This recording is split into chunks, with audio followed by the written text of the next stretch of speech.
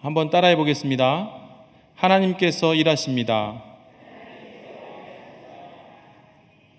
아멘이십니까? 하나님의 뜻은 반드시 이루어집니다.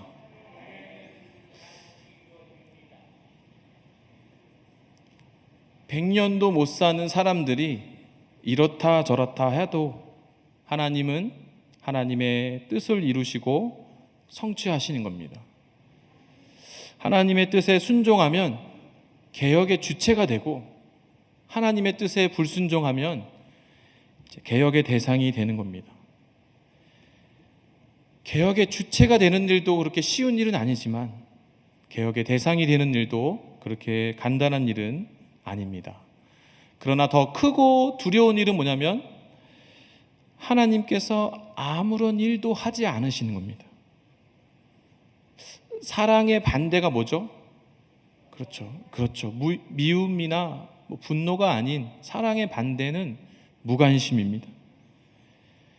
이걸 신학적으로 유기라고 부릅니다. 유기. 국어사전으로는 내다버림.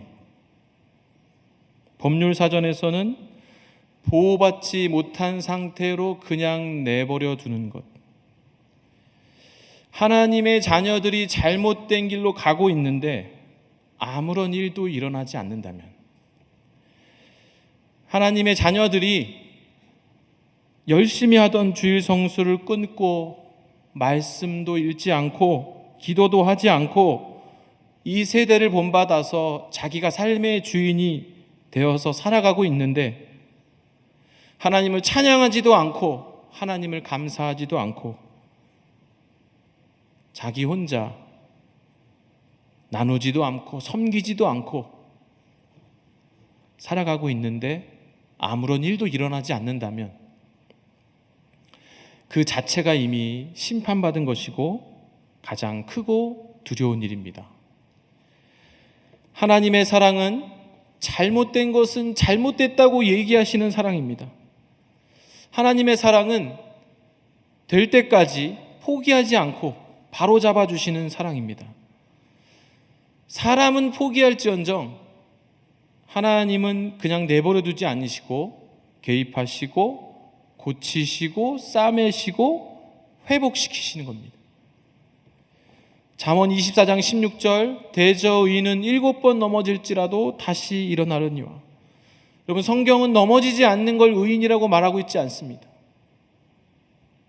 몇 번이고 다시 시도하고 다시 세우고 멈추지 않는 걸 의인이라고 말하고 있는 겁니다. 여러분, 7번은 뭡니까? 할 만큼 했다는 겁니다.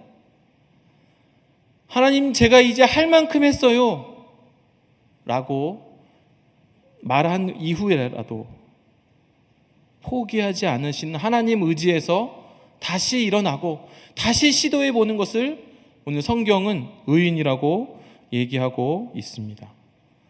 우리가 이루고자 했던 그 제자도의 수준을 낮추지 않고, 경건의 수준을 낮추지 않고 자꾸 시도해 보는 겁니다.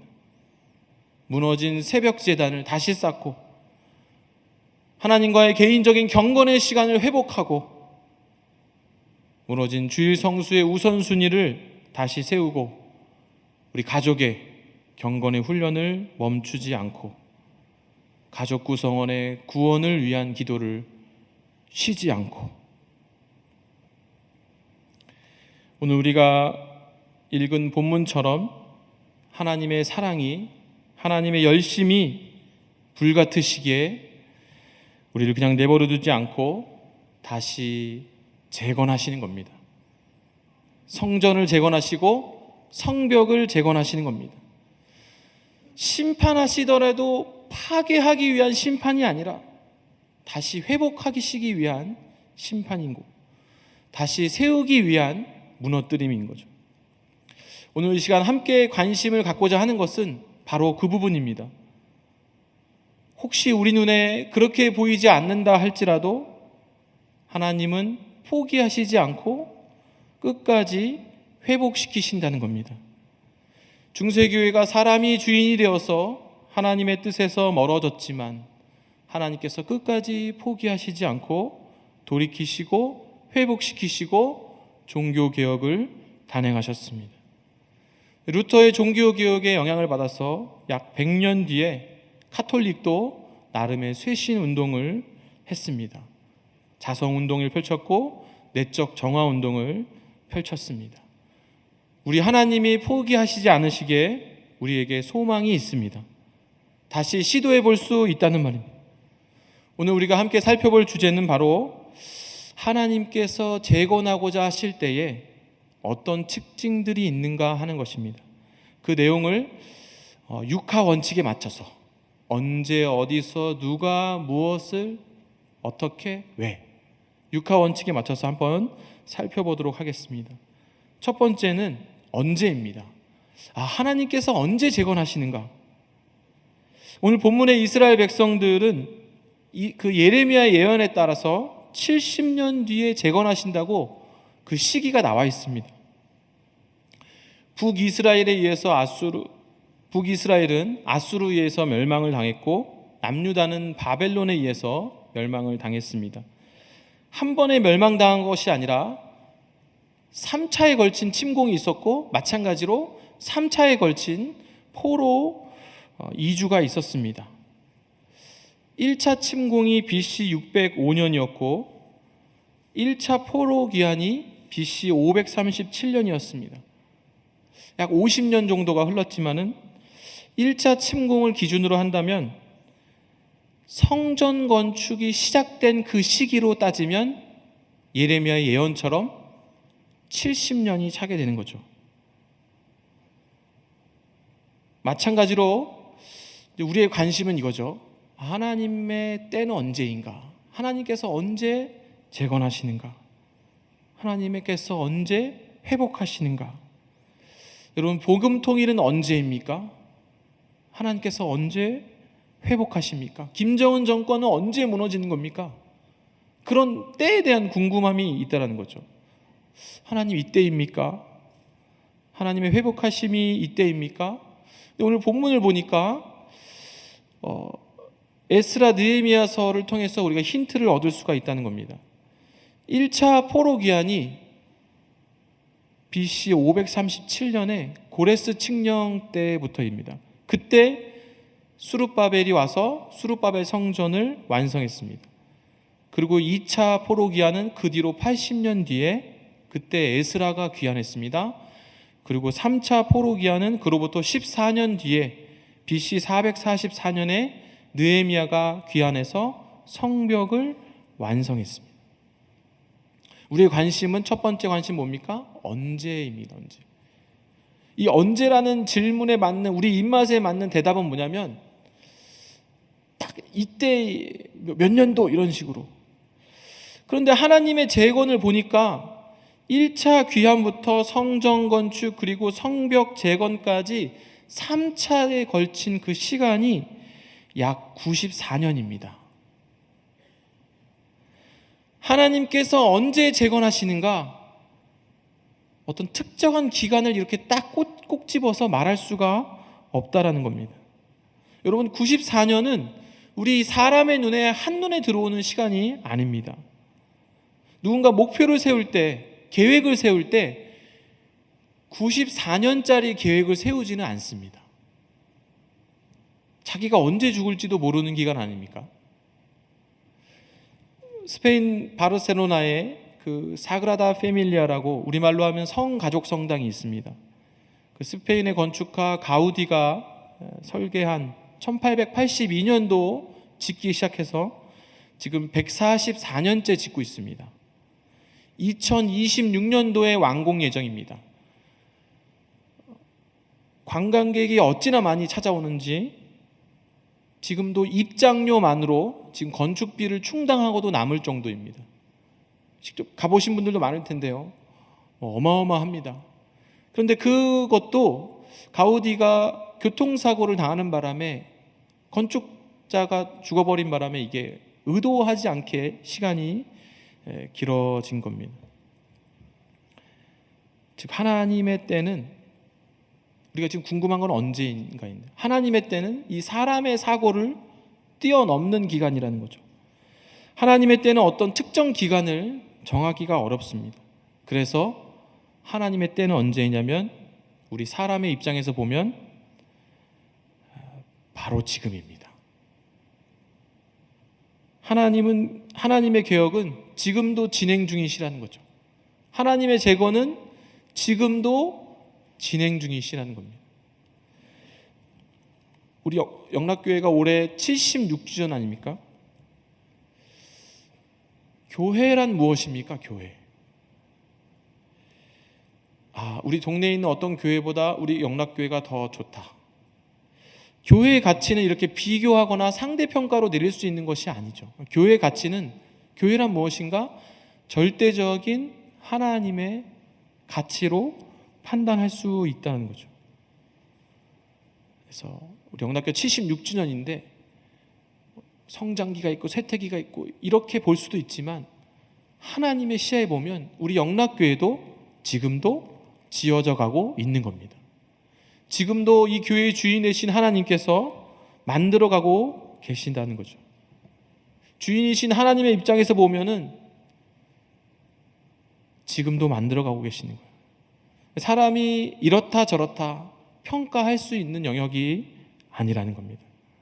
우리 금요 심야 기도회가 오랜만에 열렸습니다. 이렇게 빨리 열릴 줄 몰랐고 그 첫 설교를 제가 하게 될 줄도 몰랐습니다. 그 얘기를 이제 5월 29일 날 제가 듣게 되었는데 생각지도 못했기 때문에 하나님께 기도를 드렸습니다. 하나님, 무슨 말씀을 전해야 됩니까? 그 당시에 저희가 말씀대로 365 본문이 느헤미야였습니다. 그래서 우리가 함께 지금 이 느헤미야의 본문의 말씀을 함께 나누고 있는 겁니다. 사랑하는 영락교회 성도 여러분, 하나님의 때는 언제입니까? 지금 이 순간입니다. 하나님의 개혁은 지금도 진행 중입니다. 선포되는 말씀을 통해서 지금 이 순간에도 하나님은 개인의 변화를 이루시고 가정의 변화를 이루시고 교회의 변화와 민족의 변화를 이루고 계신 겁니다. 94년은 우리 사람으로 따지면 3대에 걸친 시간입니다. 어떤 가정에 있어서는 지금 3대에 걸쳐서 하나님의 그 가정의 재건이 완성되고 있는 거죠. 어떤 가정에 있어서는 이제 이 94년짜리 하나님의 재건 계획이 시작되고 있는 겁니다. 오늘 이 밤에 함께 기도하실 때에 그런 하나님의 계획을, 사람의 시야를 뛰어넘는 100년짜리 하나님의 계획을 만나게 되실 줄 믿습니다. 두 번째는 이제 언제를 해결했고 이제 어디서입니다. 어디서. 하나님은 어디서 개혁을 이루시는가? 하나님은 일단 편재라고 그러는데요, 계시지 않는 곳이 없습니다. 그러니까 어느 곳에도 하나님의 개혁이 있을 수 있기 때문에 하나님께는 장소가 큰 의미가 없습니다. 두세 사람이 내 이름으로 모인 곳에는 나도 그들 중에 있느니라. 나의 가정 가운데, 내가 소속된 교회 가운데, 또 내가 열심히 일하고 있는 일터 가운데, 특별히 나의 마음 가운데 하나님께서 개혁을 이루고 계신 겁니다. 제가 이 장소와 관련돼서 특별히 강조하고 싶은 것은 바로 이 마음이죠. 마음에 굉장히 중요한 일들, 중요한 결정들이 많이 이루어지고 있기 때문입니다. 마음 먹기에 따라서 마음이 평안해지기도 하고 용서가 가능하기도 하고 하나님의 뜻에 순종하겠다 결단하기도 하는 일들이 이 마음에서 많이 이루어집니다. 무릇 지킬 만한 것보다 더욱 내 마음을 지키라. 그래서 하나님의 재건이 우리 마음 가운데서 이루어지고 있는 것이죠. 세 번째로는 누가입니다. 누가 개혁을 하시는가? 개혁의 주체는 당연히 하나님입니다. 그러나 하나님이 사람을 사용하시죠. 그러면 하나님은 어떤 사람을 사용하시는가? 역대하 16장 9절에 여호와의 눈은 온 땅을 두루 감찰하사 전심으로 자기에게 향하는 자를 위하여 능력을 베푸시나니. 우리 하나님은 어떤 사람을 찾으시냐면 전심으로 자기에게 향하는 자들을 찾으시는 거죠. 하나님을 향한다. 어떤 사람입니까? 바로 기도하는 사람입니다. 하나님은 기도하는 사람을 쓰신다는 거죠. 반대로 얘기하면 어떤 얘기입니까? 하나님이 사람을 쓰시려고자 할 때 사람으로 하여금 기도하게 하신다. 하나님은 하나님의 사람으로 기도하게 하신다. 자꾸 우리가 공동체에서 이렇게 무엇이 잘못됐고 무엇이 잘됐고 이렇게 평가하려는 사람들이 있습니다. 그럼 필요한 건 기도이지 평가와 판단이 아닙니다. 똑똑한 사람은 평가를 하지만 지혜로운 사람은 기도를 합니다. 뛰어난 사람은 분석을 하지만 하나님의 사람은 기도를 하는 거죠. 가정을 위해서 기도하고, 교회를 위해서 기도하고, 일터를 위해서 기도하고, 나라와 민족을 위해서 기도를 한다는 겁니다. 오늘 본문의 느헤미야도 기도하는 사람이었습니다. 느헤미야 1장 4절입니다. 내가 이 말을 듣고 앉아서 울고 수일 동안 슬퍼하며 하늘의 하나님 앞에 금식하며 기도하여. 수일 동안 금식하며 기도하던 이 느헤미야를 하나님께서 사용하신 겁니다. 아까도 말씀드렸듯이 1차 포로 기한이 있었습니다. 성전 재건이 완료되었고 이미 이스라엘 예루살렘 땅에는 하나님이 쓰실 만한 일꾼들이 많이 있었습니다. 수룹바벨도 있었고 에스라도 있었습니다. 그렇지만 하나님께서 특별히 이 성벽 재건을 위해서 하나님의 마음에 합한 느헤미야를 쓰시려고 무려 1500km나 떨어져 있는 이 느헤미야에게 하나님은 기도하게 하신 겁니다. 그리고 기간으로 따져도 약 14년을 더 기다리셨어요. 1500km를 그 당시에 걸어오려면 한 4개월 정도가 걸린다고 그래요. 이 150년 만에 다시 지어지는 이 성벽의 재건을 위해서 그 당시 예루살렘에도 많은 일꾼들이 있었지만은 하나님은 특별히 이 기도하는 느헤미야를 쓰시려고 1500km 떨어진 곳에서 14년 플러스 4개월을 더 기다리셔서 느헤미야를 데려다가 성벽을 재건하신 겁니다. 사랑하는 영락교회 성도 여러분, 우리 하나님이 기도하는 사람을 쓰신다는 걸 여러분 기억하시기 바랍니다. 하나님은 우리로 기도하게 하신다는 거죠. 그가 아무리 멀리 있어도 하나님의 마음에 합한 사람이라면 택하여서 사용하신다는 거죠. 하나님은 다윗이 양치기 소년일 때 그가 아무리 어리지만 기름을 부어서 왕으로 정하셨습니다. 1500km 떨어진 곳에서 느헤미야를 데려다가 사용하신 하나님께서 우리 영락교회의 재건을 위해서 서울에도 훌륭한 목회자들이 많이 있는데 부산 영도에서 김은성 목사님을 데려다가 우리 영락교회의 재건을 완성하시려고 들어 사용하고 계신 줄 믿습니다.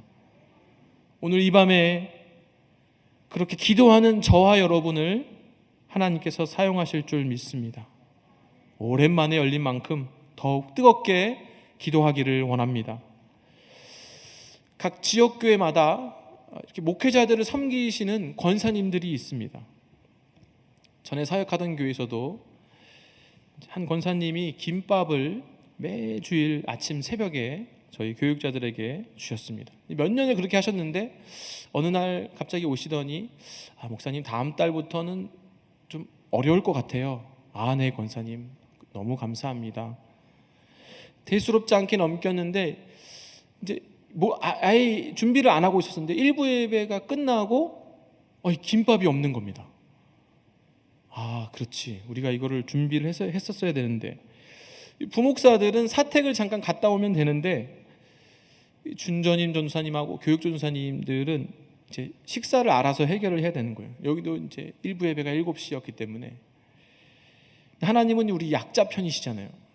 그래서 이제 저도 이제 제가 먼저 교회에 와서 그 준전임 전도사님, 교육 전도사님을 이제 뭐 같이 면접 볼 때 같이 면접 보고 교회 자랑도 하고 그렇게 이제 모셔온 분들이기 때문에 이게 더 좋아져야 되는데 대우가 있던 것들이 막 없어지고 하니까 신경이 많이 쓰였습니다. 그래서 우리 전사님들 우리 기도해 봅시다. 하나님께서 마련해 주실 겁니다. 그래서 이제 기도를 열심히 하는데 이제 제가 예상한 그림은 뭡니까? 이제 기도를 하면 이제 또 다른 권사님이 이렇게 쓱 오셔서 이제 뭐 김밥이라도 아니면 또 뭐 다른 것이라도 이렇게 쓱 이렇게 뭔가 이렇게 그러면 딱딱 이게 맞아떨어지는 그림 아닙니까? 권사님들이 이런 센스가 있어. 내가 이걸 말로 해야 되는 건가? 그래서 좀 더 기도해보고 기다렸다가 내가 친한 권사님께 말씀을 드려야겠다. 그래서 계속 기도를 하고 있는데 어느 날 기도하다가 이런 생각이 들었습니다. 이 문제를 가장 심각하게 문제화 삼고 있는 사람은 누구인가? 또 그것을 위해서 가장 뜨겁게 기도하고 있는 사람은 누구인가? 나구나. 내가 해야겠구나. 하나님이 나보고 하라고 그렇게 응답을 안 주셨구나. 그래서 이제 아침 7시면 빵집이 문을 안 엽니다. 그러면 전날 이제 샌드위치를 미리 사다가 준비를 하고, 샌드위치만 먹으면 목이 메이니까 우유랑 같이 사서 이렇게 그렇게 이제 한 3개월을 이렇게 섬기고 뭔가 결단하고 섬기는 것이 이렇게 쉽지는 않구나. 그래서 그렇게 좋은 경험이었지만은 지금도 생각해 보면 그때 그렇게 섬기셨던 것을 하나님께서 후하게 점수를 주신 게 아닐까. 그래서 저 같은 사람이 이 자리에 있는 게 아닐까. 우리 사랑하는 영락교회 성도 여러분, 나의 가정에 무너진 성벽을 다시 세우려고 하나님께서 들어 사용하시는 분은 누구입니까? 그렇죠. 바로 기도하는 사람입니다. 그 가정을 가장 크게 염려하고 바로 기도하는 사람이라는 거죠.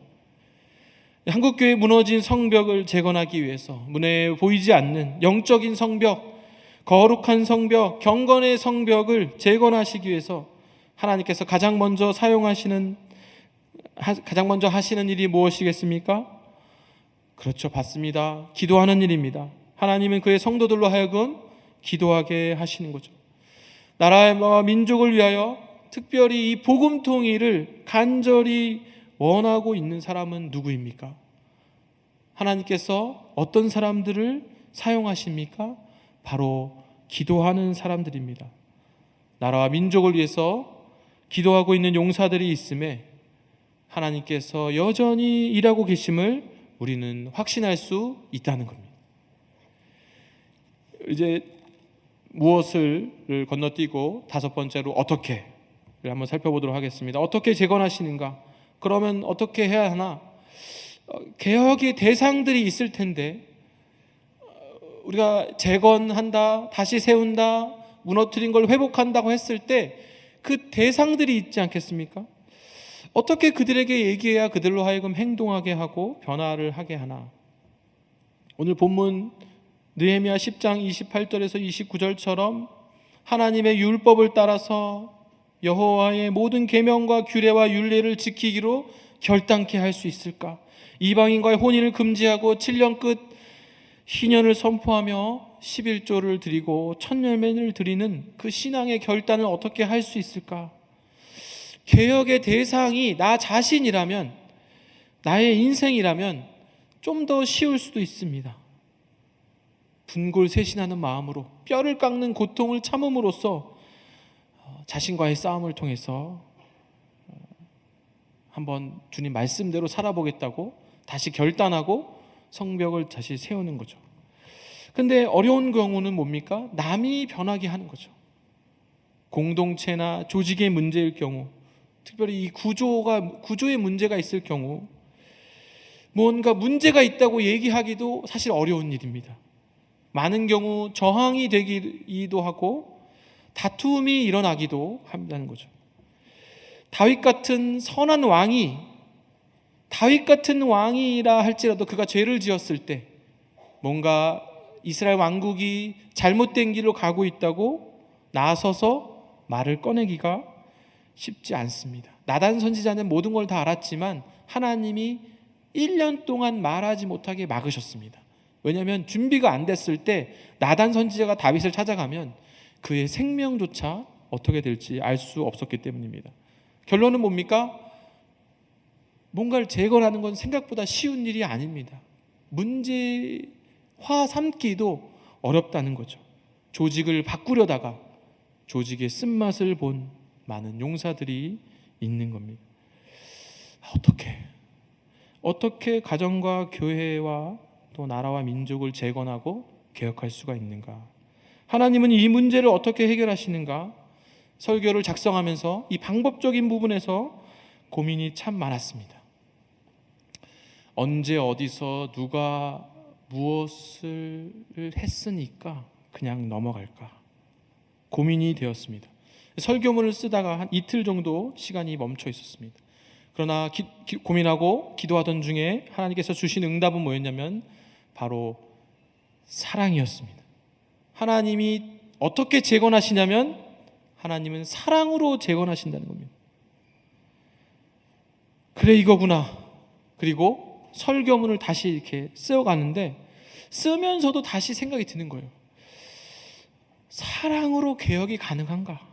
스스로 질문하게 되는 겁니다. 어떤 분은 이렇게 말씀하실 수도 있습니다. 목사님, 사랑이란 단어 너무 뻔한 거 아닙니까? 저도 그렇게 생각합니다. 사랑보다는 좀 더 강력한 힘에 좀 어루만지심이 있어야 되는 거 아닙니까? 강력한 힘으로 드라이브를 거셔야 되는 거 아닙니까? 이 부드러운 사랑의 힘으로 어떻게 개혁을 이룰 수 있을까?